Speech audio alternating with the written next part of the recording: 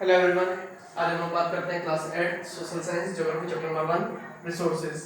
ये चैप्टर का part second है।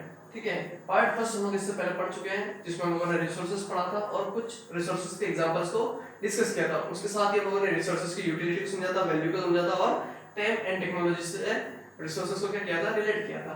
ठीक है, इस लेक्चर में हम लोग जो पढ़ने वाले हैं वो है टाइप्स ऑफ रिसोर्सेज। ठीक है, तो हम लोग टाइप्स ऑफ रिसोर्सेज को डिस्कस करते हैं। जो टाइप्स ऑफ रिसोर्सेज जो है, resources are divided into three categories. Resources को तीन कैटेगरीज में डिवाइड किया गया है। First is natural resources, second is human made resources and third is human resources. Human made resources को हम लोग मैन मेड रिसोर्सेज भी बोल सकते हैं। तो हम लोग इस लेक्चर में जो पढ़ने वाले हैं वो है नेचुरल रिसोर्सेज। हम लोग सिर्फ नेचुरल रिसोर्सेज को इस लेक्चर में डिस्कस करेंगे। तो नेचुरल रिसोर्सेज क्या होता है? Those resources which are obtained from nature and are used without much modification। वो resources जो कहाँ से obtained होते हैं? नेचर से obtained होते हैं और बिना किसी modification, बिना किसी changes के हम लोग उसका easily use कर सकते हैं। उन्हें हम लोग क्या बोलेंगे? Natural resources। Clear? तो कुछ examples हैं, देख लेते हैं examples। Examples क्या हैं? Air, water, rocks, minerals, etc. These are the examples of natural resources। अब नेचुरल रिसोर्सेज को अलग अलग बेसिस पे क्या करना है, क्लासिफाइड करना है। बेसिस में एक एग्जांपल के तरीके से हम लोग समझते हैं कि बेसिस किस तरीके से है कि एक क्लासरूम में कुछ स्टूडेंट्स हैं और एक टीचर है।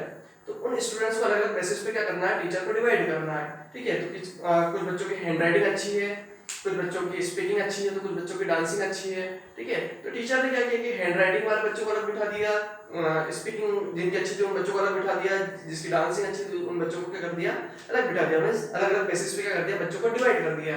उसी तरीके से नेचुरल रिसोर्सेज ने भी अलग अलग बेसिस पे क्या कर रखा है, क्लासिफाइड कर रखा है। तो natural resources are further classified on the basis of their origin, development, renewability and distribution.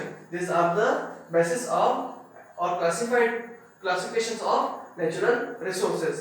तो हम लोग सबसे पहले बात करते हैं on the basis of origin। On the basis of origin, resources are divided into two parts, biotic and abiotic resources।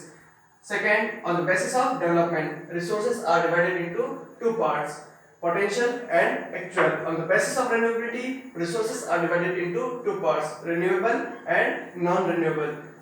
Fourth, on the basis of distribution, resources are divided into two parts, ubiquitous and localized। These are the classifications of natural resources। Okay, classifications of natural resources को details में हम लोग next lecture में पढ़ेंगे।